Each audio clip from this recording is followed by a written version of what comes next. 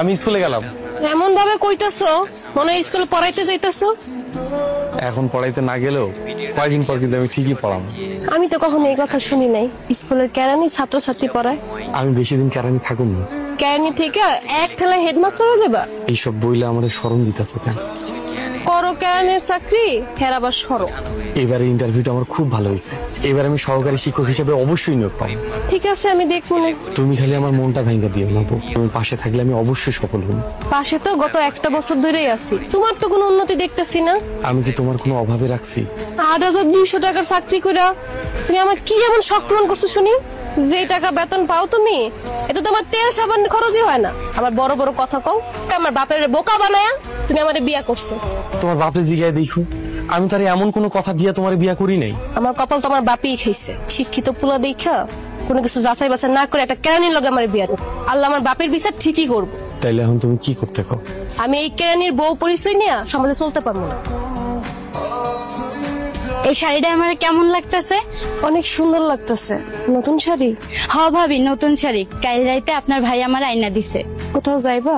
হ ভাবি, একটা দাওয়াত আছে। তুমি বাড়িতে না গিয়ে এখানে বসে আছো? আপনি অনুমতি দিলে আপনার একটা কথা কইতাম। আমার কয়টা টাকা লাগতো স্যার, আমার কয়টা টাকা ধার দেবেন? বেতন পাইলে দিয়ে দিব।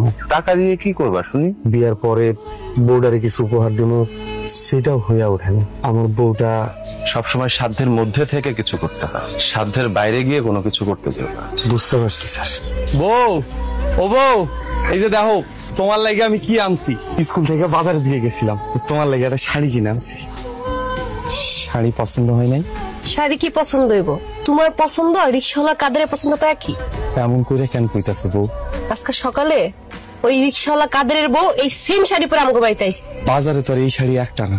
এখন যদি কাদের তার বউয়ের লাগে সেম শাড়ি কিনে আনে, আমি কি করুম কও? ব্যাপারটা হইছে পছন্দের, আর তোমার পছন্দ একটা রিক্সাওয়ালার পছন্দ একই, এটাই প্রমাণ হইল।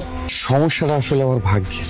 বিয়ের পর থেকে তোমার খুশি করার লেগে আমি যা যা করছি সবকিছু তোমার অখুশির কারণ হয়েছে। অকর্মা মানুষে ভাগ্যের দোষিত।